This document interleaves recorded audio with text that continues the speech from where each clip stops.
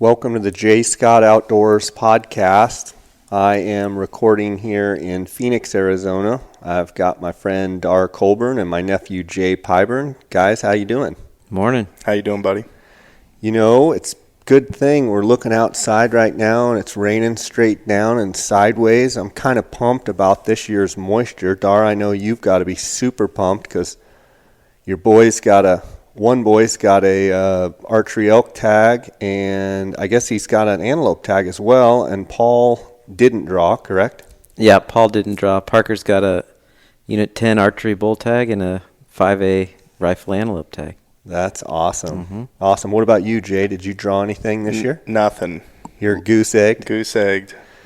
Well, somebody's got to be goose-egged, right? Somebody's got to do it. Yeah. It's been me the last 11 years, so. Yeah. Did you apply, or did you just put in for points? I just did bonus points with my obligation at the OT6 Ranch. This is our first year that we're going to be on Ranching for Wildlife, and the Ranching for Wildlife program will start September 1st and kind of go through December 31st. And even though it's a great moisture year with my position there, I just felt like I needed to be there at the ranch, and so I didn't want to have a conflict, though it's going to be killing me seeing you guys probably knocking down some giants this year. You know the flowers in Unit 10 are going to be about waist high. Yeah, when there's yellow flowers in Unit 10, you know the antler growth is good.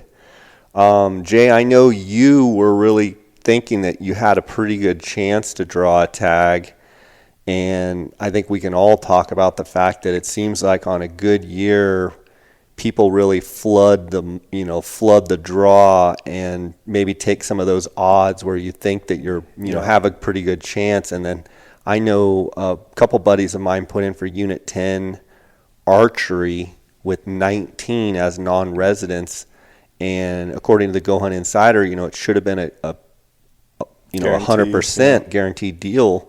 But they didn't draw, and I think a bunch of that's probably people that gave their tags back last year, and that's probably the case you were in. Yeah, kind of right on the bubble, Jay, where it's like should have probably got a tag, but everybody flooded it this year with the great moisture. Yeah, sure. Mm-hmm. Darr, we haven't been in 10 in a while. Yeah, I want to say, I was thinking about that. I think 2011 was the last time I guided there, and about that time, they had really increased the archery permits and the early rifle permits, and it was kind of like after that year, I just said it was too much of a rat race, and I didn't want to be there anymore. So yeah, it's been a while, but I'm sure the old haunts are still loaded with elk. So yeah, I think this year could be a lot like 2005. You remember 2005 was just absolutely ridiculous. You spent like a month up there. Mm-hmm. I think you spent like 2 weeks before the season even started and found that one real big bull that had the extra point between his fourth and fifth, and just some giant bulls that year. I think this year could be similar with the exception of the tag numbers have been so high. I don't think the quality is quite going to be there across the board like it was in 2005. Yeah, probably. From what I've been told, the age group or age class is not quite as high as it was back then. Yeah. A lot of people, I want to say there was 150 or 200 archery permits at that time. It was 200. They bumped it up to 200. But the thing that killed it, I think, was the 100 early rifle permits. Right. And so all those guys, it was either 50 or 100 early rifle, but all those guys were there the second weekend of the archery hunt scouting. Yeah. And it just was, it was a rat race. Yeah. Both of you, Darr, you just got off the guided hunts in Mexico. Jay, you've been down to Mexico. You did the DIY with Daniel Willett last year. Yep. What was your take on your DIY experience down there in Mexico? Oh, we had a great time. I think just the culture and, from the time we left Phoenix to the time we got down to the ranch, it was just fun and new, it was just new territory, something we'd never done before. This is the first time I really ever left the country, short a mission trip to Mexico when I was in high school. But yeah, we had a blast, and the ranch was beautiful that we got to hunt, and we both ended up killing pretty good bucks, and it was just such a surreal, it felt like we were in a time machine almost. Just didn't take you guys long to knock a couple bucks down, did it? Yeah, we both killed 100 and 105-ish class deer in 12 hours. So, we had fun for sure. It was, just seeing the ranchers and, they're over there making food, telling you to come try it. And, it just was it was a really cool thing. And just not to have other people messing with you, just. Yeah, and then we went down, you went with me last year on your first Gould's turkey in Mexico and shot a beautiful bird with your bow. I remember that first shot, you shot him. And I'm videoing, I'm thinking he missed. Yeah. And then he goes back to the decoys and starts beating on the decoys. And he shoots again. Turns out you hit him the first time. He just went right back and started beating on the decoys. It's crazy. I think remember? he's dead on his feet. Yeah, I remember Haynes was sitting next to me. He said, "You missed him." I said, "He's 6 yards away. I didn't miss him." Yeah, it blew through so fast. Yeah. Yeah, I'm no scientist, but I think if I ever did a turkey, well, I'll never shoot another turkey with a bow. It's so much more gratifying to shoot him with a shotgun in the face. But, Here we go. I'm sitting there going, God, if I ever did that again, I think I'd have to turn the poundage down and get that arrow to stick in him. I don't know if that'd help or not, but I think it blew through so fast. I've seen that too with bows where they just go right back to beating the decoys. Well, when your arms are 4 feet long and you're shooting tree trunks for arrows, I mean, it's a turkey. Like getting hit with a 2x4. Well, we ran over to him and found him, and I hit him in the same spot twice. He had a big old gaping hole in him, and he was dead. But yeah, he didn't know whether he was coming or going. He had arrows going both ways through him. Darr, in that same spot last year, later, you ended up batting cleanup over there on that ranch and had those birds fly right in off the ridge. You had already shot a bird. Yeah. Another group of birds flew down off the ridge, and you had tucked the bird you just shot. I'll let you tell the story. Yeah, so I think it was the first afternoon. Same spot we got to the ranch. Yeah. And Jay had hunted it, a couple weeks before. Yeah. And we go down in this little canyon and set up and call the bird in. The one guy shoots him, and I tell him to be quiet because there's, I know there's another gobbler around. And so I go pick his bird up, and they switch positions, the shooter's up front now. And I grab the first guy's bird, and I put it like a foot or two basically right behind me next to the tree and start calling again. And probably 30 minutes later, some birds fly in off this big ridge, and basically like ducks coming into the decoys. It was so cool because you must have heard them and saw them coming because you were able to capture them. I mean, a huge distance away. Yeah. Flying in like ducks. Yeah. Amazing video. I'll let you finish. Yeah, and so they kind of flew past the decoy and actually landed right next to me. And the gobbler, he saw that dead bird laying right behind me, and he came right over to it and was pulling at its skin on its face and digging it with his feet and pecking it, and they're just ruthless, like man. Hyper focused on it for several minutes went by, and finally I'm like, no one's gonna believe me that this bird is a foot from me. So I slowly turned the camera around and started videoing it, and then I finally got my phone out and turned it on and was videoing taking behind me selfies, and it was ridiculous. Yeah. So he ended up losing interest after probably 10 minutes and walked over to the decoy, and the guy shot him. Amazing clip, man. So that was pretty neat. Darr's known to get good turkey footage. I remember when we were in New Mexico a couple years ago, Darr had Parker and Paul. We showed back up at camp that first morning, and how'd you do? Oh, nothing. Parker comes, hands an arrow to me, and you had all the footage of those birds up in those trees. There had to be 100 of them up there. Yeah. That was a really fun trip with Shannon and my brother Will and Paul and Parker and Haynes. Hunter. And that was a really fun trip. That's the same trip where I think it was an afternoon hunt where you guys went back to that same area and had, I think the bird was standing on top of the Dave Smith decoy. Yep. And then Paul shot one and Parker got one. They both, I think they doubled. That's right. Yeah, they doubled. Parker shot his with his bow, and it's on film, and then Parker shot the next one, or Paul shot the next one. With a shotgun. Yeah, you guys got great footage there. Yeah, that was a fun trip. We've had some fun ones. I can remember a long time ago, I think it was Jay's first deer. By the way, Jay is my nephew. Jay Pyburn is my nephew. He is the oldest son of my sister, Dee Dee. And I believe your first year, you would have been 10 or 11. Yeah, or I was thinking grade school of some sort. Yeah. You were over in California at the time and came over in Darr, and I took you and got a coos deer. No, I was in. That's when we were living in Nevada, and I came back after a football game, and I flew in. That's right. And I remember you guys were all there, and I remember I shot that buck right at dark, and we coos, came back. right? The coos deer. Yeah. We came back and found him the next morning. Yeah. That was a good one. I think I would have been in 6th grade. Yeah. think it Yeah, I was after a thinking you were football like game. 11 or 12. Yeah. You were still bigger than me. Oh yeah, still am. He's a large human. Let's take a second here. Jay, you're my nephew. Like you said, you were in Nevada, then you were in California. Talk a little bit about your background, and then you're doing your sports and different things. Sure, yeah. So I moved from Phoenix when I was halfway through my 6th grade year, moved to Nevada, lived there for 3 years, and then moved to California right before my sophomore year.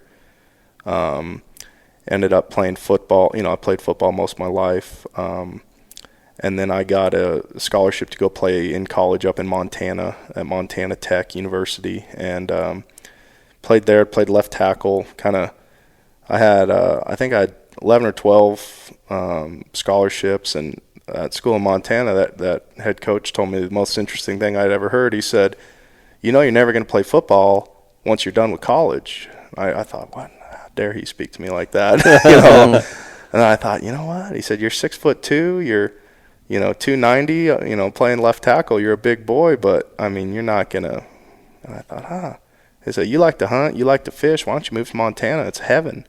And I was actually committed to go play at a school in Colorado, and I called him back the next day and said, I'm really sorry, but I had a change of heart. I appreciated the honesty for sure, but no, I loved football, and I ended up having a few too many knocks to the noggin and decided to put the helmet away. And well, I think it's a smart decision with what we know now about concussions and CTE and some of these other things. I think you had 5 concussions in one season. Yeah, probably. Which explains some of the things that rattle around inside your brain. Yeah. Some of the Darr makes a lot of sense now. Darr and Jay are real estate partners, and now it makes a lot of sense. Darr gets all the residuals. No, all that stuff really started to come to light when I was in college. In high school, I was at a small school, and we had a pretty good football team, and you think you're tough. You get your bell rung, and you think we got 32 kids on the team. If I'm out of the game, there's not really somebody who can come in here and do what I do. So you play through it. And when I was a freshman, that was when the incident with Junior Seau happened, and they started really realizing that there's a lot of stuff that goes on. I'll tell you, I look at the helmet that my brother wears in college. Compared to the stuff I wore, and it's like, oh my gosh, we're just light years ahead. Yeah. Even the stuff that I wore, they came out with these real nice helmets, and it was groundbreaking because we used to put those helmets on that hurt your ears just to put them on. You felt like your head was in a trash compactor. And take that a step further, and your dad, Jay's dad, was an amazing athlete, multiple sport athlete, baseball, football, multiple draft pick, just a stud of an athlete. Think of what he the helmet he wore. And then I see photos of what my granddaddy wore when he was playing at Auburn, and he had a leather helmet. It's crazy. And I think those guys back then were a lot tougher than we are now, undoubtedly. But it's just, you think about, the collisions and the impacts that happen every play. Playing in those positions in the trenches, it's like, man, how are you wearing a leather helmet on your head? That's unbelievable that you're even alive. Yeah. Do you think, though, even back then when they were wearing the leather helmets, the size of player was not as big? Yeah, no. But you could argue that the contact was still every bit as aggressive. I agree. But the size wasn't as big. It was a different game. 2 years ago, they put my granddaddy on the all-time team at Auburn, and they said he was the best defensive end and tight end to ever play at Auburn. And I talked to my dad about that, and I just said that's, and obviously they did that out of respect for my granddaddy, who I believe was a very, very tough football player, and I believe he was mean and nasty. But the reality is a 6 foot tall, 195-pound kid is not even going to make the team at Auburn today. Right. Not to take away from what he accomplished back then and his accolades, but it's a different game. They didn't have guys that looked like J.J. Watt in the 50s. That kind of human didn't exist yet. I think people are bigger and faster and stronger now, undoubtedly. But I think it's interesting because I do believe they're probably a heck of a lot tougher back sure. then. I do believe that, but it is funny to look at that and say, hey, you're telling me this little skinny kid from Ensley, Alabama was the best end to ever play at Auburn. He wouldn't even make the team today. You know, it's interesting though. I'm curious your thoughts. And Darr, your youngest son is playing lacrosse, so it's a team sport. Jay, you've played lots of football, but you've also played basketball, baseball. You've played a lot of team sports. And you guys are a team, a real estate team, and we're going to talk about this later, but how does playing team sports in your mind build character in the young kids? Let's face it. What is it? 0.5% of kids, or maybe even less, are ever going to be a professional athlete. Yeah. But in your mind, and Darr, what you've witnessed with your own playing sports in high school and grade school and stuff, but then also what you witnessed with your kids, Jay, what are you guys both seeing that team sports do to help build, kids nowadays with their business, with different things that they're doing? I learned a lot playing football about accountability. It's an 11. There's 11 guys on the field at the same time, but one guy makes a mistake and the play's a dud, or one guy misses a block, and everyone else can do their assignment to a T, but you're only as good as your weakest link. And for me, I learned a lot about teamwork and camaraderie, and I think me and Darr work really well together, and it does translate. But I do attribute a lot of those lessons that I learned to playing football and going to work 2-a-days at 4:30 in the morning and going, oh man, this sucks, we're all here, no one wants to be here, I'm going to quit tomorrow, and you never quit. I remember we would always talk about it. I swear, if we got to run gassers after practice again, we're just going to walk out. You're never going to do it. Yeah. But, you just have your guys that you're there in the trenches with. And, some of my best friends today, everyone told me, man, when you're done, you're not going to be friends with any of those guys. And it's like, most of my best friends today are people I played football with because I trust them. When I moved away to go to college, I had friends that were taking care of my brother, going to his football games, being a brother to him. And I just think there's a bond that you can create with sports that, I'm sure there's other ways to create bonds like that, but I think you'd be darn tough to find one that does it like sports. And, for me, it was football. Darr, what are you seeing, with your boys, and what do you see out there? Do you think that team mentality is still being taught, or what do you guys think? I do. One thing I agree with everything that Jay said. About working as a team, and you're building those bonds and friendships that last a lifetime. Another thing I think you do is you got to learn to be a part of a team with sometimes people that you wouldn't necessarily hang out with or even get along with, and you may not like them, but you got to figure out how to make it work with them. And I see that with my kids, whether it's a teacher or a friend at school, or someone they don't like at school, or a teacher they don't like. Well, you're going to be dealing with that your whole life, whether it's on a team in the classroom or someone you work with. So you got to figure out, how to get along with them and work together and, do your thing, even though you may not like them.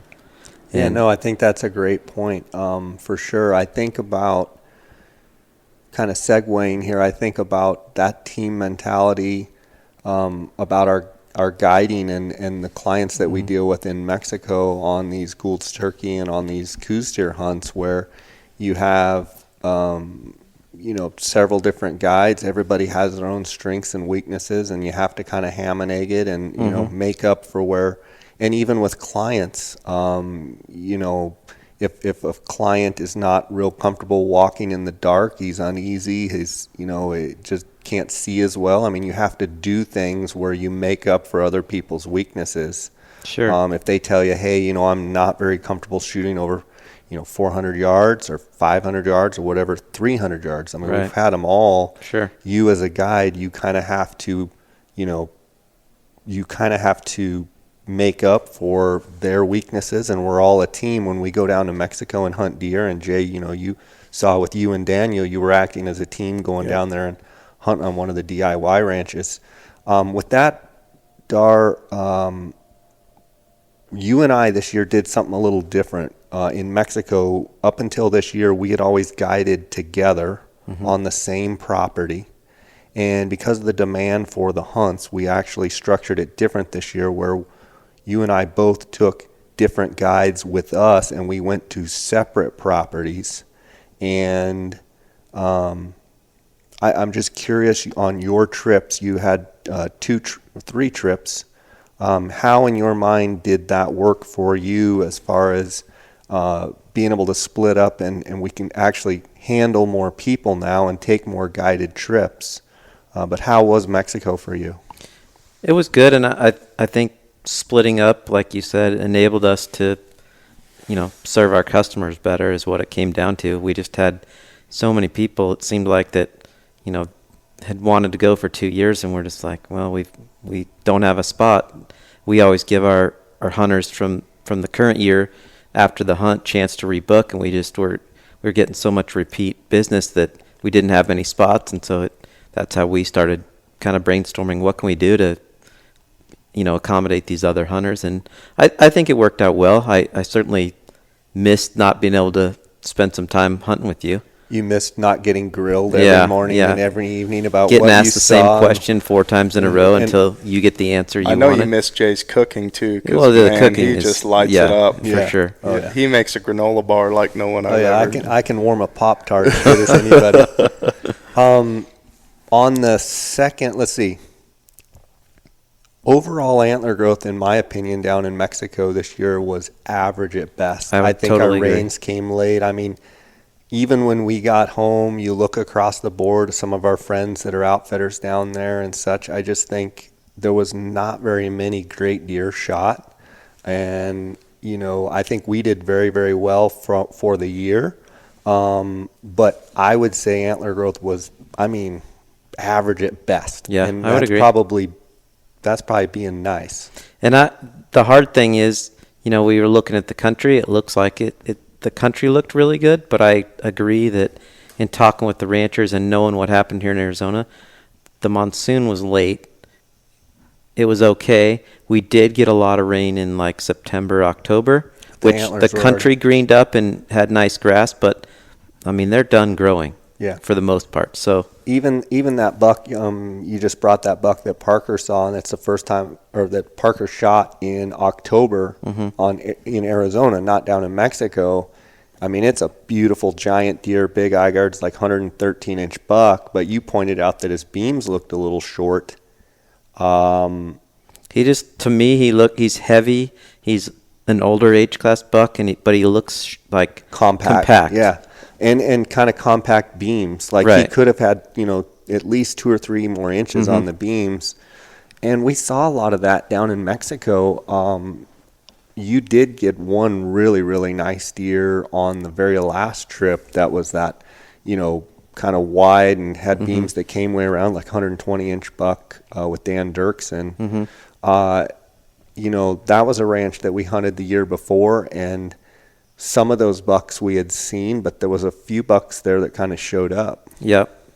And that's the type of place, and I would say you can, testify to this, but it seems like most of these ranches, there'll be an area or two on the ranch that is a rut hole or that draws deer from other parts of the ranch and or other ranches. And so if you have an area that they like to rut in, that where we killed that buck is some rollers, a little bit gentler country, but there's a lot of does in there, so it seems like those bucks just show up. You could probably go there in October and not see them, but in the rut, they just show up there. Yeah, the rut hole for sure. Yep. Let's talk a little bit about, you guys so Darr, you and I I got my real estate license in 97. I think you got yours in 2001. 2001. And as soon as you got your license, we worked together for quite a while. and did a lot of business. Our focus mainly was residential land. Yep. We worked a lot in the Desert Hills area, the Rio Verde area. We did stuff out in Whitman, Surprise. Mostly county County land. Island, county land, acre lots, buying properties in bulk, bringing in utilities and selling them off.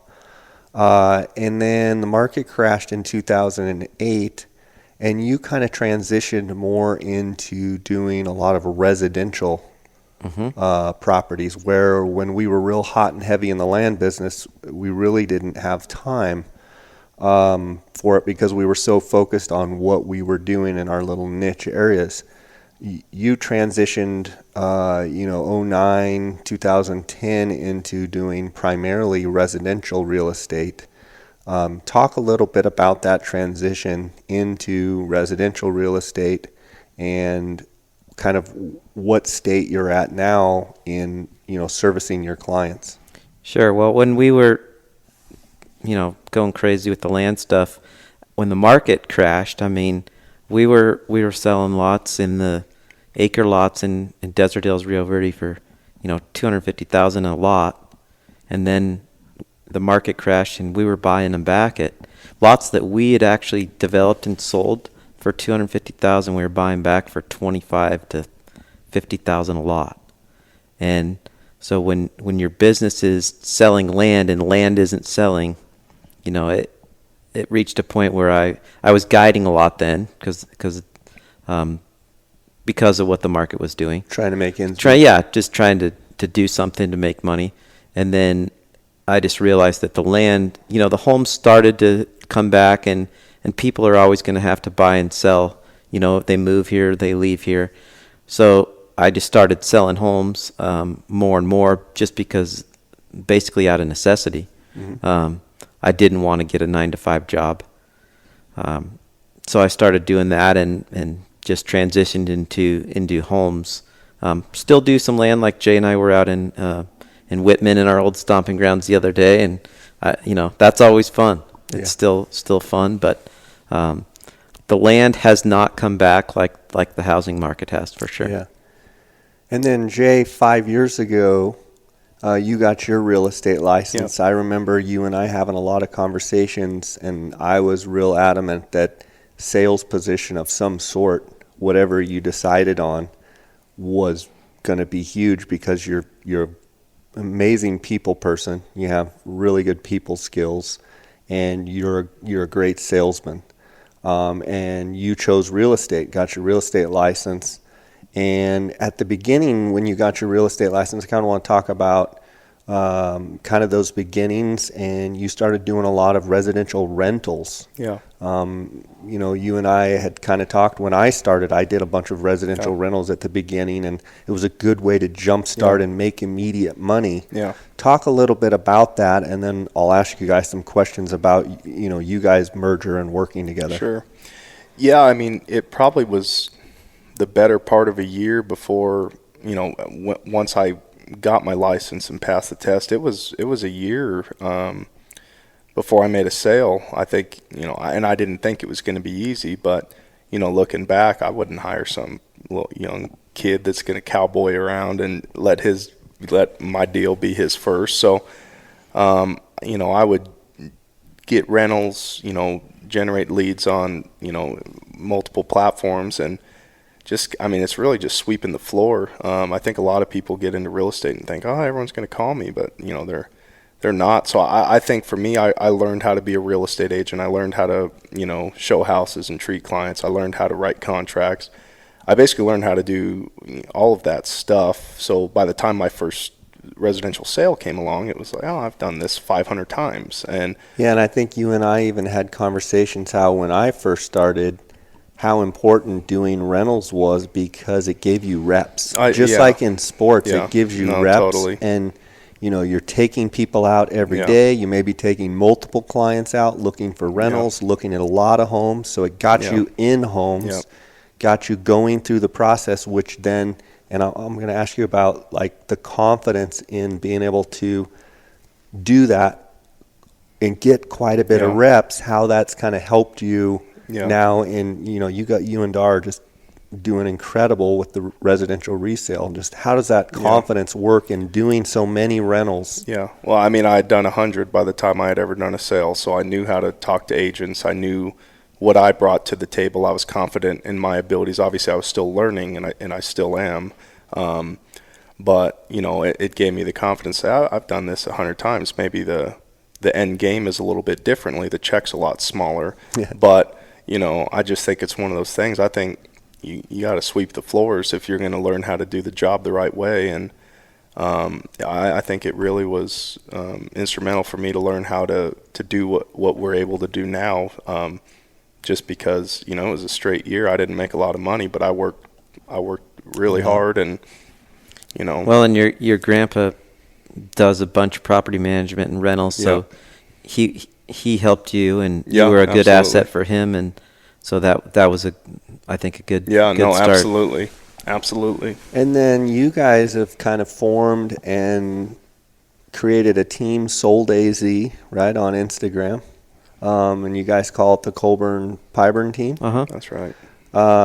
Talk a little bit about what you guys do. You know, or you spend tons of time marketing, or is it word of mouth, clients you've already worked with? Like, talk a little bit about what your service, you know, it's a service oriented business, but how you generate your leads and the majority of your business, how do you get the majority of your business? I would say the majority of our business, from what I see, is just word of mouth. People you've worked with? Yeah, people we've worked with, people that give us a referral, that know us, either Jay or myself or both of us, and you know, pass our contact info along, which I enjoy, because typically when that happens, you have a common interest or common relationship, so it feels easier to, you know, take someone out that you have something in common with. And I know you guys do a ton of business with hunters and fishermen, tons of sportsmen, and that's important to both of you. With that being said, what is it like to be dealing with someone that has a passion for hunting and fishing? It's got to be cool to have that bond with your client, whether they're the buyer or the seller, and, you know, they've got mounts on the wall, and you've got to have the discussion, okay, you know, the house might show better without the mount, you know, but having that bond, talk a little bit about that sportsman's bond. I think it doesn't leave things to be forced. I think sometimes, you know, I think a lot of real estate agents have what's the word I'm looking for? You know, there's a idea that real estate agents are pushy, they are untrustworthy, and fake. Probably. Let's just say it. I didn't know if this was, you know, and I just think that with Darr and I, we can go and they're our friends once you know, whether they're our friends beforehand or we become friends during the transaction, we do have that common interest. And, you know, we took a listing appointment a couple days ago, and the guy, do I need to take this elk off the wall? Yeah, no. I mean, but it gives you something to talk about, as opposed to just, sign this, this is what we think. We try to come at it from a real friendly approach, and we do leave, you know, the majority of our transactions being closer friends than we were to begin with these people, just because we're working with them on a daily basis. And I know you guys just came from a home inspection, and home inspection is a huge part of the residential business, where whether you're representing the seller or the buyer, I think in this case you guys are representing the buyer, but it's important that the home and the condition of the home, regardless if you're a seller or buyer, you want it to be a fair deal. You want everything in the house to be working, and I know there's a little bit of a negotiation between, you know, who's going to pay for what. Talk a little bit about the majority of your business, whether you're dealing with buyers, sellers, you know, houses. Talk about maybe, you know, price range that you guys, you know, areas of the valley. You know, do you focus in just one particular spot, or is it more of a wide range of you know, areas and what have you, or do you just go whatever the client's needs are? Usually it's wherever the client's needs are. And I mean, I'd say we do have our areas that we've sold more homes in, but at the same time, if someone calls us, you know, that's the benefit of having us both. We can usually cover you or take care of you, having two of us. Yeah. Would you say that you do every bit as much listings and representing sellers as buyers? Is it a 50-50, or would you say you work more with buyers than you do with the sellers, or where does it? I almost think we work more with buyers. I do too. It's probably 60-40. Okay. Yeah. Yeah. Which I like that. I really do. I mean, listings are great also, but the thing with the listings, you've got that one house, and if somebody doesn't like it and the next person doesn't, I like having a buyer that is motivated to go, because if they don't like this one, well, we got 7 more that we're about to go look at in the next 2 hours, so we'll find one that you like. Yeah, and my question with that is, both of you being hunters, and it's a lot like hunting. I mean, you take what's, if someone's looking for a big coos deer and they're like, I want a non-typical, like, you're going to look for a non-typical. Talk a little bit about... But you also have to be realistic and say, Bob, no one's ever shot a 150 non-typical in this unit. I know you want to sell your house for $1 million, but not one has sold in this subdivision for that price. Talk about that, happen to be realistic with people and having the conversation of, here's what the comps are, here's what the market's doing, and how important that is, that, to have that conversation to say, listen, we don't want to be so overpriced that your house sits here for 6 months, then it just becomes charred meat. Talk a little bit about that. We had a listing appointment a couple weeks ago, and they had been on the market last year, when the market was pretty good. It was very good. And it didn't sell, and we came over due to a referral. The guy hunted, and we just said, hey, I told them we won't ever lie about price to get a listing. It just wastes everybody's time. So I think, Darr and I try to be brutally honest with people, without that sounding, without any negative connotations. But hey, this is where we're going to sell. The numbers don't lie, And he ended up listing with us. He had interviews with a few other agents, and he just said, I appreciate the honesty. I don't.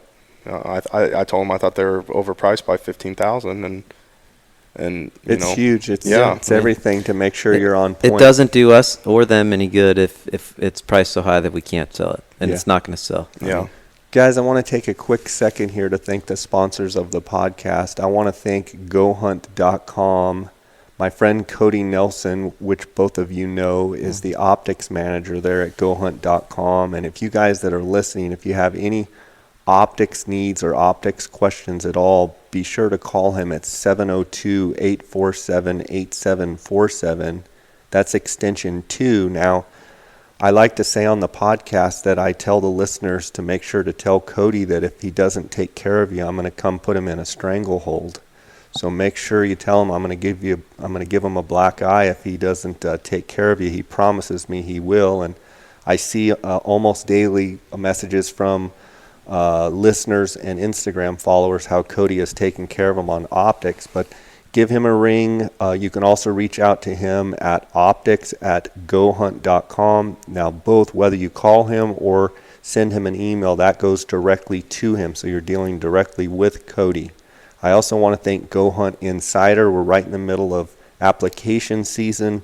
Go Hunt Insider is the best draw odds and harvest statistics. They have the best strategy articles of any Western hunting resource out there. You're going to get a $50 Go Hunt Gear Shop gift card just by signing up if you go to gohunt.com/JScott. And go check them out. I also want to thank KUIU. That's KUIU. I know both Jay and Darr wear KUIU gear. KUIU Ultralight Hunting. Go to KUIU.com to find out more about their gear. I'm going to be having a question and answer session with Brendan Burns. I've got a bunch of questions that have come in that we're going to be doing a podcast with him. I also want to thank Canyon Coolers, based right here in Arizona. If you use the JScott19 promo code at canyoncoolers.com, you're going to get a 10% discount. We also have kind of a cool giveaway and a promotion that we're going to be running here quickly that I want you guys to be on the lookout for at canyoncoolers.com. I'll be putting it on my Instagram and this podcast. You guys are going to like this promotion. Also, phonescope.com, use the JScott19 promo code. You'll get a 10% discount. And last but not least, the onxmaps.com. If you use the JScott19 promo code, you're going to get a 20% discount. Go to onxmaps.com to get that discount. Guys, we've talked hunting, we've talked real estate. I want to talk a little bit more about both, but right now, how is the real estate market? We're talking particularly the Metro Phoenix area. What are you seeing going on out there? What market is hot? What's not? Where are we at? Well, the market's just now, I would say, starting to pick up again after the holidays. It's starting to get busy. Jay can answer this too, but I would say, anything under 300,000 that's decent is a quick sell Snatched. or very competitive if you're representing a buyer.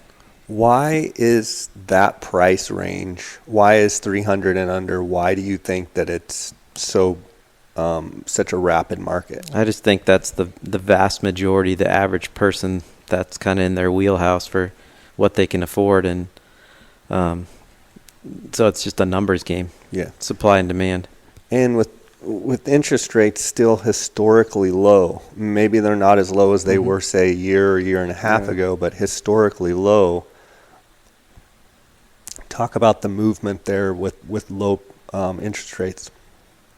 I just still think,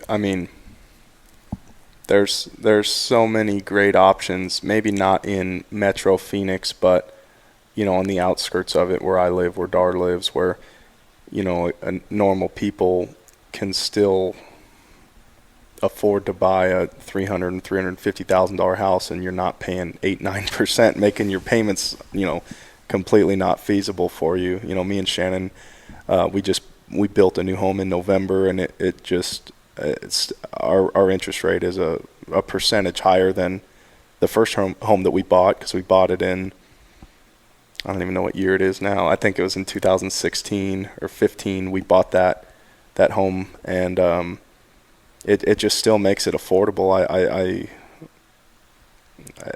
We're still just in such a good spot in that price range, really, that there's still so many people moving into this area. Well, and I think we didn't talk about it, but Jay and I have been selling quite a few new construction, new homes, and we got, I think, 3 going right now. I think we did 13 or 14 in the last 6 months Yeah, of the and year it's just, last year.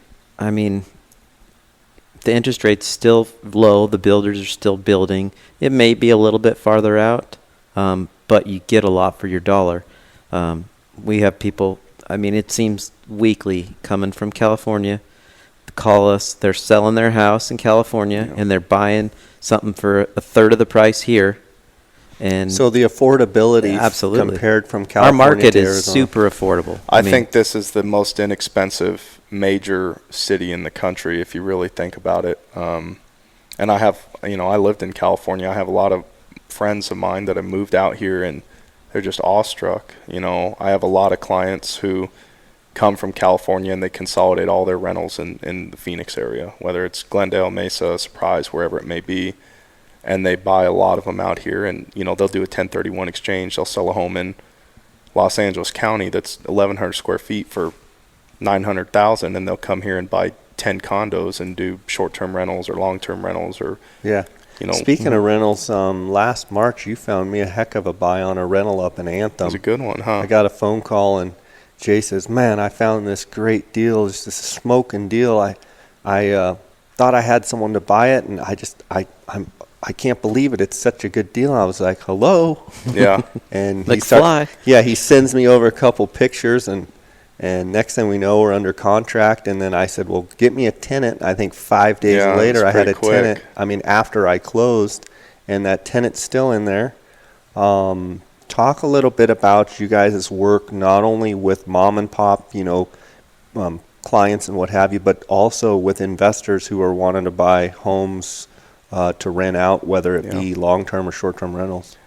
I would say the last couple of years, that's probably been close to half of my business has been finding investment properties. Just, I've told you about those condos that, I think I've sold 9 in that complex, and they never have any vacancy. They some of them are short term, some of them are long term. It just kind of depends what the client's goal is. The short term rentals are really becoming a popular thing. I think my generation has made stuff like that possible, because I don't know that 20 years ago that would have been they would have said that's just absolutely crazy to think you're going to rent your house out for. What are these? We just left a inspection for a podcast listener. I mean, he's saying he's going to rent this place, was it $180 a night for a condo? And that's crazy. Yeah. In Scottsdale. And you pull up the stats and it's like, guys, it's not crazy. This is actually what's going on. But the idea of it is just, oh my gosh. When you look at what's going on, especially with spring training, but you look at the Metro Phoenix area, I mean, from the affordability, but from the amount of sunshine that we have to the amount of things that you can do in this valley. We've got lots of jobs, lots of activities, great weather. I mean, the weather's affordability. Yeah. And speaking about jobs, though, the thing that I do tell a lot of people is, I feel like if you come from Los Angeles or you come from Las Vegas, your job is in Los Angeles typically, or your job is on the Las Vegas Strip. Like, that industry supports the jobs, but you look at all these communities now, like if you lived in Anthem, there's jobs in Anthem that you could have. I mean, if you live in Surprise, it's not like everybody has to now, a lot of people do, but you don't necessarily have to drive to downtown Phoenix. I feel like the people that do that are few and far between, and it's like it's just expanded so much, and there's jobs everywhere. And I mean, it's just it's a really interesting place where you can build a new home for, we've got one under contract right now in West Phoenix for $189 for a beautiful brand new home with granite and tile floor, and for $189,000. Where else can you buy that? Yeah. One more question, and then I want to finish up with some hunting stuff. You guys could go from selling a $1.5 million house to selling a $100,000 condo.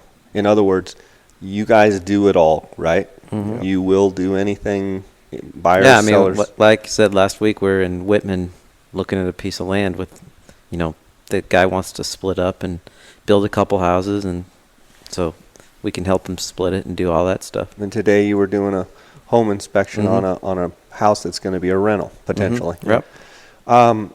We are staring turkey season in the face. Mm-hmm. It's always a good time of year.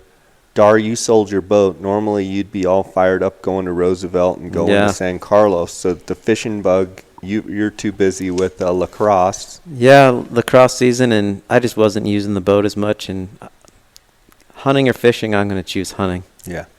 That we always say fishing is just a thing to get through hunting season. Yeah, to pass the time between hunting season. And so, Darr, tell me what you've got going for turkey season. Both my boys have the juniors hunt, so I'll go on that with them. It's kind of our tradition.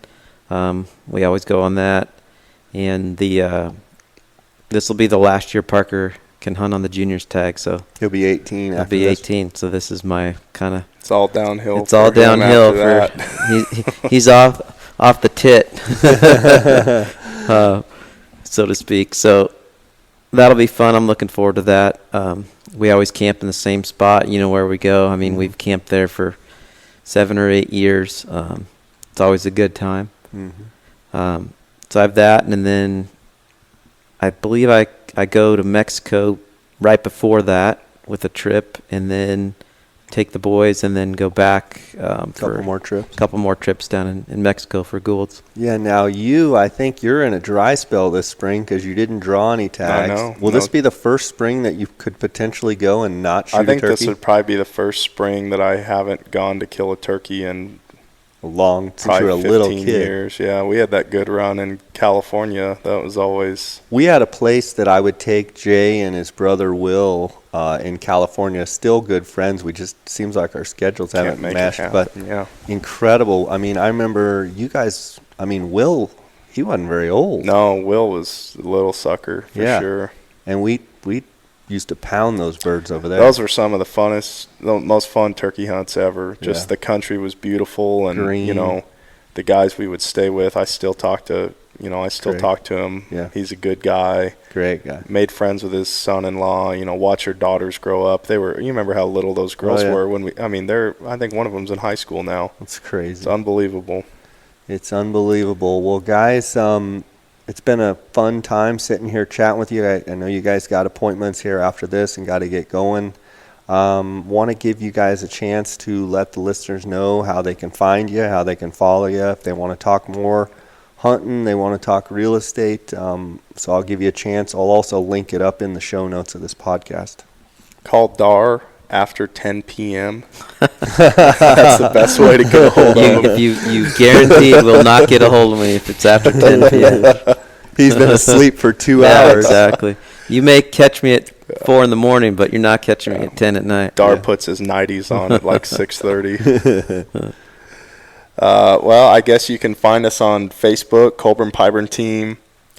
Find us on Instagram. If you search Colburn Pyburn Team, we'll come up, but we're under the handle SoldAZ. Yep. We can't change that because I got the license plate with it, so we're stuck with it. And, you can reach out. What about your personal pages?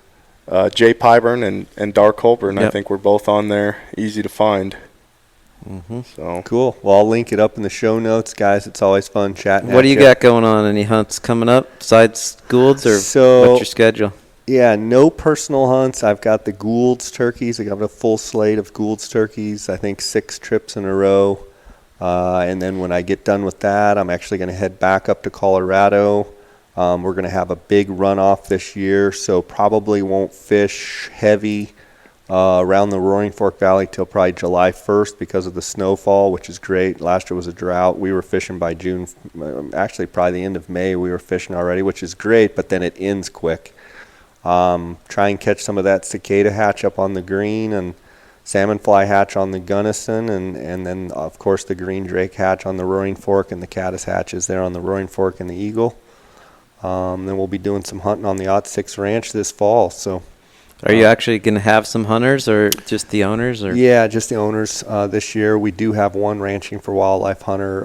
It has to be a Colorado resident. I believe it's October 23rd through November 1st. So there's one hunter, public hunter.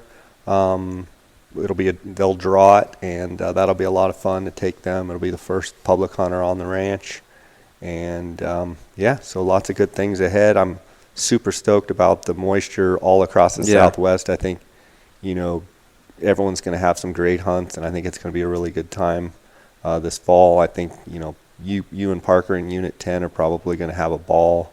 I'm excited to see the fact they've kept the tag numbers down, and I think that hunt, I think Unit 10 is definitely on the upswing. Yeah. Be interesting to see after you hunt it compared to some of the, the glory days when we were rolling around in there. Yeah, it's going to be hard to top those days, but I've heard it's coming back, so yeah, it'll be some fun. of our friends have also drawn some good tags. So, yeah, just basically excited for spring, but looking forward to fall for sure. Well, we've got a box lacrosse tournament in Denver. I think it's in July, so I might be So you're saying swinging in for there's a chance. lip ripping day or two. Darr is crazy because when I first met him, he was so crazed about fly fishing and one of the best fly casters and could catch fish like crazy. And then you went through a period of where you just didn't fish, just didn't have time. Well, I used to manage fly fishing shops, so that was kind of my job. I liked it. That's how I got into it, because I liked fly fishing, liked fishing. But it was one of those deals where that was all I did for a long time, and it's kind of got burned out. Yeah. Kind of how I did with golf. So, Yeah. guys, great having you here. Congratulations on the Colburn Pyburn team, the success you guys have had with your real estate. Just amazing. You guys won some awards this year with your companies, and I get people telling me all the time, how good you guys are doing, and it doesn't surprise me at all with the guys that you are and the genuine people that you both are. Just awesome to see you guys both succeeding, and great to see real estate market that's strong and robust, and looking forward to some great hunts. So God bless you both. Yes, and sir. Thanks for coming having on. us. Thanks for having us. Yep.